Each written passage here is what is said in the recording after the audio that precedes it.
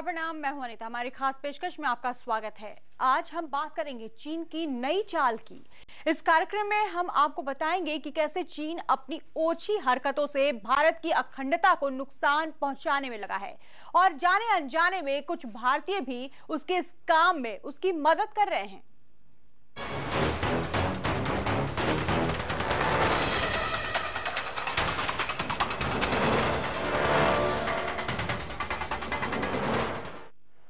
अगर आपको भारतीय खिलौनों से सस्ता चाइनीज खिलौना मिले तो जाहिर सी बात है कि आप चाइनीज खिलौना ही लेना चाहेंगे। आपकी इसी सोच का फायदा चीन उठा रहा है और इसी की आड़ में वो भारत की अखंडता से खिलवाड़ भी कर रहा है। उसकी इस मुहिम में जाने अनजाने हम और आप भी उसकी मदद कर रहे हैं। इस खास रिपोर्ट में हम आपको चीन की नई चाल के बारे में बताएंगे।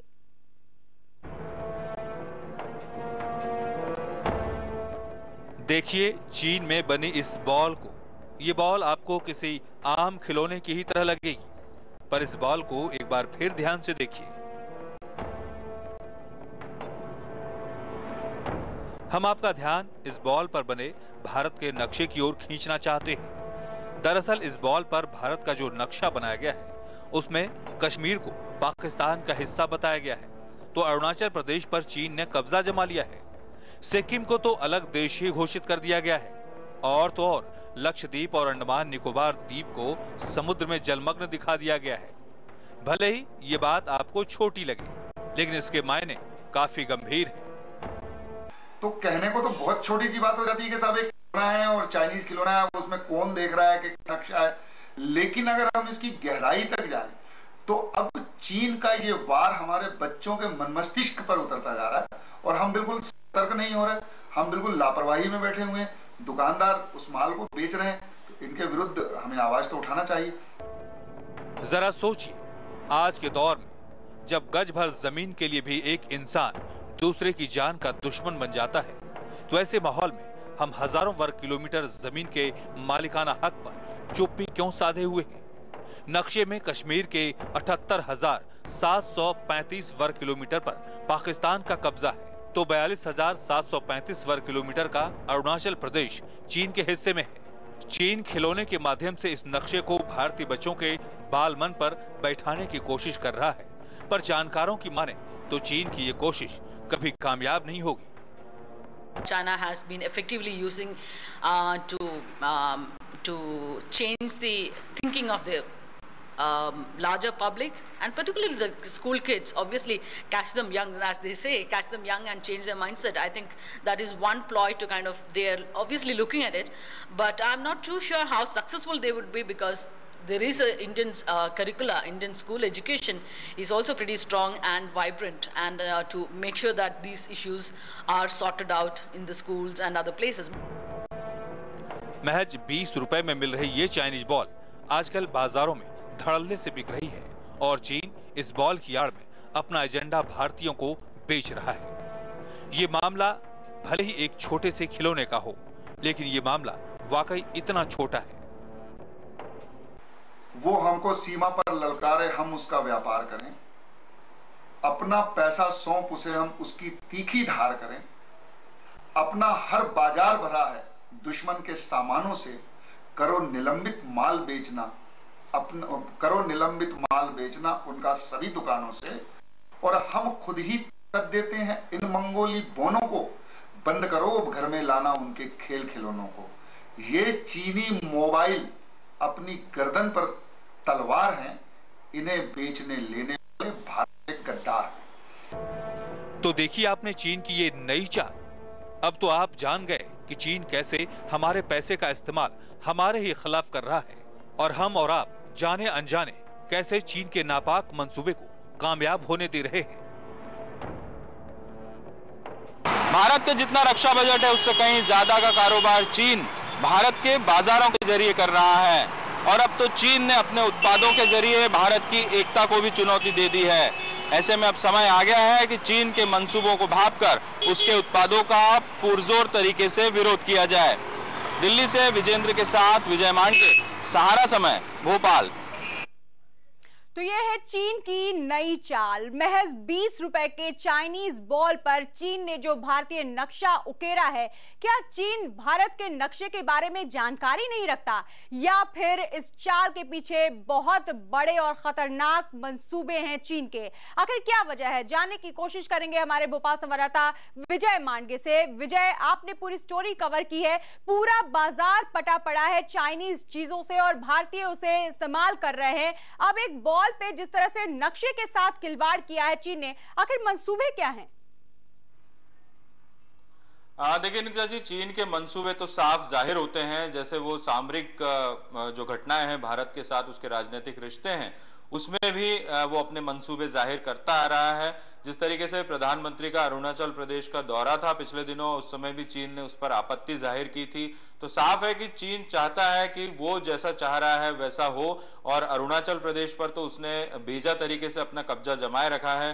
भारत के जो थल सेना अध्यक्ष है, उनका भी ये साफ कहना था पिछले दिनों, उन्होंने ये भी कहा था कि चीन जो है लगातार आगे बढ़ता जा रहा है, और जो हमारे पूर्वोत्तर राज्यों की सीमाएं हैं वो चीन उस पर बहुत ज्यादा खतरा है, क्योंकि चीन की नजर अरुणाचल प्रदेश, सिक्किम ऐसे राज्यों पर ज्यादा है। तो ये जो गेंद है, एक छोटी सी 20 रुपए की गेंद है, बाजारों में बिक रही है, खासतौर पर भारत के बाजारों में, और केवल भारत के नक्शे के साथ छेड़छाड़ की गई है, बाकी किसी भी देश के नक्शे के साथ कोई छेड़छाड़ नहीं की गई। तो आपने ये कहा कि क्या चीन भारत के नक्शे को नहीं जानता है, तो ऐसा बिल्कुल नहीं, क्योंकि दुनिया के जो दूसरे देश हैं उनके नक्शे को तो बहुत अच्छी तरीके से इस बॉल में दिखाया गया है। केवल भारत के साथ ही ऐसा क्यों किया गया है? तो कहीं ना कहीं एक छिपा हुआ चीन का एक एजेंडा है जिसे वो पूरा करना चाहता है। इससे हमारी जो सुरक्षा एजेंसी है, विदेश मंत्रालय, उसको सबक लेने की जरूरत है कि आखिर चीन क्या चाहता है, वो कहीं ना कहीं ये दर्शा रहा है। और सबसे बड़ी बात यह है कि एक बॉल जो है जिसको एक बच्चा खेलेगा, भारतीय बच्चा खेलेगा, और यदि वो अपने माता पिता से पूछेगा कि भारत का नक्शा ऐसा कैसे है दिखाया गया है, तो उसे क्या जवाब दिया जाएगा, ये सबसे बड़ा सवाल है। तो बच्चों के जरिए चीन जो है अपनी मंसूबों को प्रदर्शित कर रहा है, अपने मंसूबों को उजागर कर रहा है। जी विजय, आपने बताया कि रक्षा मंत्रालय का जितना बड़ा बजट है उतना ही लगभग फायदा होता है चीन को भारतीय बाजार में अपने खिलौनों को उतारने पर। आखिर सरकार को ये सब चीजें नजर क्यों नहीं आती कि जिस तरह के मंसूबे जो खिलौनों के जरिए वो हमारे देश में लोगों तक फैला रहा है?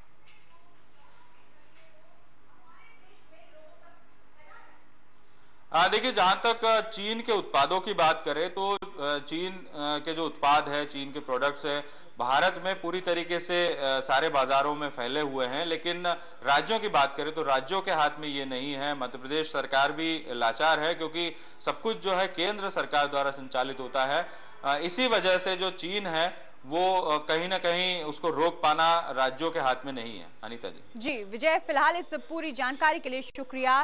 तो चीन अपने मंसूबों पे कहीं ना कहीं कामयाब हो रहा है, और जिस तरह से एक छोटे से बॉल पे उसने भारत का नक्शा उकेरा है, वो बहुत सारे सवाल उठाता है, हमारी सरकार पर भी सवाल उठाता है कि आखिर कोई कार्रवाई क्यों नहीं की जाती। एक छोटा सा ब्रेक लेंगे, ब्रेक के बाद फौरन हाजिर होंगे, बने रहिए हमारे साथ।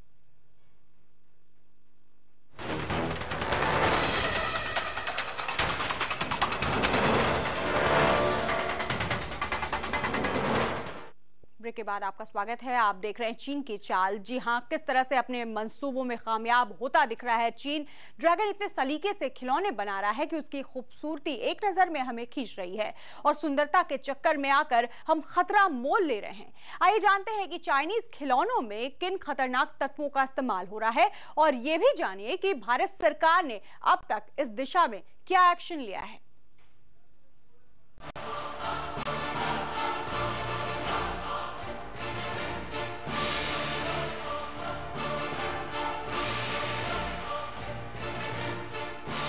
भारत में हर साल करीब 1200 करोड़ रुपए के खिलौने चीन से आते हैं। आलम यह है कि आधा मार्केट इसके प्रभाव में है। केवल खिलौने ही क्यों, मोबाइल, चप्पल, घड़ी और ऐसी तमाम चीजें जो हमारी रोजमर्रा की जिंदगी में इस्तेमाल आती हैं, वो सस्ते दाम पर बाजार में ग्राहकों को मिल रही हैं। क्योंकि मोबाइल में IMEI नंबर नहीं था, इसलिए सुरक्षा के लिहाज से मोबाइल पर केंद्र ने बैन लगा दिया। लेकिन खिलौनों के आयात पर केंद्र सरकार ज्यादा दिन प्रतिबंध नहीं लगा पाई। केवल 6 महीने के प्रतिबंध पर जब चीन ने ऐतराज जताया तो सरकार को फैसला वापस लेना पड़ा, जबकि कुछ स्वयंसेवी संगठनों ने सुप्रीम कोर्ट समेत कुछ अदालतों में याचिका दायर करके मांग की है कि चाइनीज खिलौनों पर प्रतिबंध लगाया जाए। क्योंकि चीन से आयात किए जाने वाले खिलौने में लेड यानी सीसा, क्रोमियम, आर्सेनिक, मरकरी और कैडमियम जैसे खतरनाक तत्व शामिल हैं, जिनका इंसान की सेहत पर बुरा असर पड़ता है। इसी वजह से चीनी खिलौनों को लेकर केवल भारत में ही नहीं, पूरी दुनिया में कोहराम है। हालांकि भारत सरकार ने खिलौनों में जहरीले तत्वों की जांच का जिम्मा Indian council of medical research को दिया है, जिसकी रिपोर्ट का इंतजार है। ब्यूरो रिपोर्ट, सहारा समय। तो चीन के खिलौने सस्ते जरूर हैं, लेकिन वो बेहद खतरनाक हैं आपके बच्चों के लिए और पूरे देश की अखंडता के लिए भी। हमारे साथ भोपाल से जुड़े हैं श्री जगदीश गुप्ता, जो कि एडवोकेट हैं।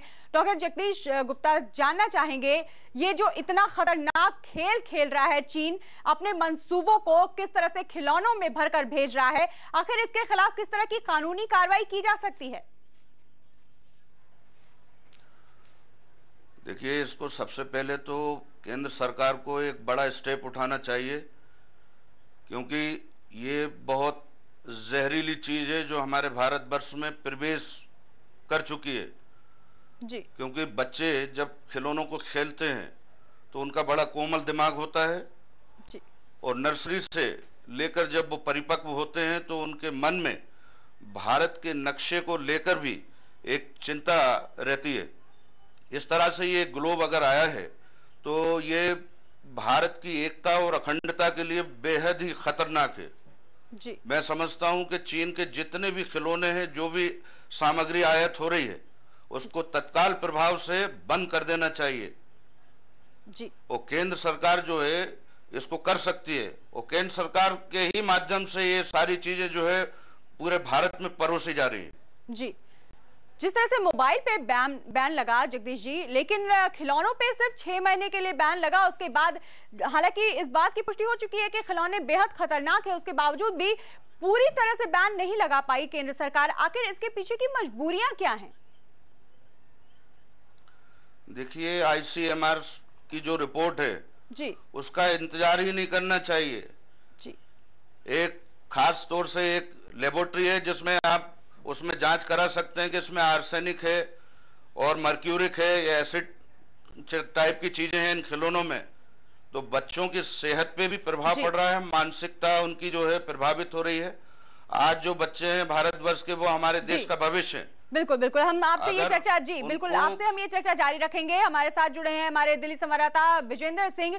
विजेंद्र, बहुत गंभीर मामला है। अगर एक बॉल में, चाइनीज बॉल में अगर भारत का नक्शा इस कदर से इतना बिगाड़ करके पेश किया जाता है तो मंसूबे बहुत खतरनाक हैं चीन के। जी हाँ, बताऊं कि जिस तरह भारत और चीन के रिश्ते काफी पुराने हैं, लेकिन हाल के वर्षों में जिस तरह चीन के तेवर जिस तरह से आक्रामक हुए हैं, ये भारत के लिए वाकई चिंता की बात है। और खास तौर पर ये जो मैप की जहां तक बात है तो चीन का ये चीन इनके लिए कोई नई बात नहीं है, लेकिन अब चूंकि भारत पूरी तरह से एक छोटे छोटे बच्चों को के जो मैप और ग्लोब्स जो भारत में लाए जा रहे हैं वो चीनी टॉयज के बतौर, तो ये लिहाजा ये भारत के लिए वाकई चिंता की बात है। लेकिन सबसे बड़ी जो बात है, जो चीन के साथ जो हमारी विदेश नीति या हमारी गवर्नमेंट की जो नीति है वो बड़ी सॉफ्ट है। तो लिहाजा चीन और भारत के चीन के साथ कई विवाद है, सीमा विवाद हो, तवांग को लेकर हो, कश्मीर के मुद्दे को लेकर हो, लेकिन इन सब के बीच जो हमारे विदेश मंत्रालय का रवैया रहा है, हमारे जो सरकार का रवैया रहा है कि चीन की हर हरकत पर वो उसका जवाब नहीं देंगे। वो हमारे विदेश मंत्रालय का मानना यही है कि जो हमारा स्टैंड है वो चीन के साथ सीमा विवाद को लेकर, कश्मीर को लेकर या हर मुद्दे को लेकर हम उसी स्टैंड पर कायम है, लेकिन हर हरकत का वो जवाब देना मुनासिब नहीं समझ रहे। लेकिन चूंकि हाल के दिनों में चीन के तेवर जिस तरह से आक्रामक हुए हैं, ये भारत के लिए वाकई चिंता की बात है और भारत को अपनी विदेश नीति को सॉफ्ट नहीं अब हार्ड बनाने की जरूरत है। बिल्कुल विजेंद्र, तो जिस तरह से चीन आक्रामक हुआ है और कहीं ना कहीं भारत की नीति में बहुत ज्यादा सॉफ्टनेस आई है, उसे और ज्यादा बदलने की जरूरत है, उस पर और ज्यादा चिंतन मनन की जरूरत है कि जहां एक तरफ आक्रामकता है वहां पे इतनी ज्यादा भलमनसाहट दिखाने से कुछ भी नहीं होगा। चीन अपने मंसूबों में लगातार कामयाब हो रहा है। बहुत शुक्रिया जानकारी देने के लिए। रुख करेंगे एक बार फिर से जगदीश गुप्ता का, जो कि एडवोकेट हैं। जगदीश जी, अगर एक उपभोक्ता के बारे में जानना चाहें, जिस तरह से वो बाजार जाता है और चाइनीज प्रोडक्ट्स को वो लेके आता है और चीन अपने मंसूबों में कामयाब हो सकता है, कानूनी अगर हथियार अगर देखा जाए तो एक उपभोक्ता के पास क्या है इनके खिलाफ लड़ने के? देखिए, यदि कोई खिलौना अगर कोई उपभोक्ता खरीदता है, उसमें कोई डिफेक्ट है, तो वो उसको चैलेंज कर सकता है कि यह खिलौना गलत रूप से बनाया गया है जी। और इसको उपभोक्ता फोरम में भी ले जाया जा सकता है कि भारत का जो नक्शा है वो पाकिस्तान के अधिकृत कश्मीर से भारत का भी कश्मीर उन्होंने पाकिस्तान से जोड़ दिया, और जो पूर्वोत्तर राज्य हैं उनको भी जो है उन्होंने अलग अलग हिस्सों में काट करके वो बना दिया। अंडमान निकोबार तो पूरा डुबो दिया सागर में उन्होंने। तो जो उपभोक्ता है वो इसके खिलाफ भी एक शिकायत दर्ज करा सकता है और कभी भी उसके खिलाफ लीगल एक्शन लिया जा सकता है अगर वो परचेसर है, कोई उपभोक्ता है। तो एक आम इंसान, आम नागरिक भी इन खिलौनों के माध्यम से माननीय अदालत की शरण ले सकता है जी। तो किस तरह की धाराएं बनी हैं, किस तरह के कानून बने हैं इस तरह के मामलों पर?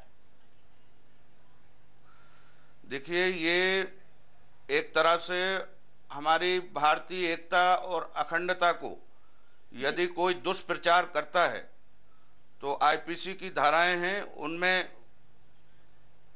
लीगल एक्शन लिया जा सकता है। इवन पुलिस अधिकारी भी जो है, जो लोग ये सामान बेच रहे हैं उनके दुकानों से वो सामग्री जब्त कर सकते हैं और उनके खिलाफ कानूनी कार्रवाई भी कर सकते हैं, प्रतिबंधात्मक कार्रवाई भी कर सकते हैं। जी जी जगदीश जी, बहुत शुक्रिया इस बातचीत के लिए, और अपने तमाम दर्शकों को साथ ही साथ हमारे तमाम मेहमान को हम शुक्रिया करना चाहेंगे। और चीन जिस तरह के मंसूबों को आगे बढ़ा रहा है वो भी साफ तौर पे ये समझ ले कि वो अपने मंसूबों में कामयाब नहीं हो पाएगा, और जिस तरह से वो ओछी हरकतें करता है हमारे देश की अखंडता को खत्म करने के लिए, वो कभी भी खत्म नहीं होगी बल्कि वो और ज्यादा बढ़ेगी। फिलहाल हमारी खास पेशकश में इतना ही। ब्रेक लेंगे, ब्रेक के बाद भी खबरों का सिलसिला जारी रहेगा।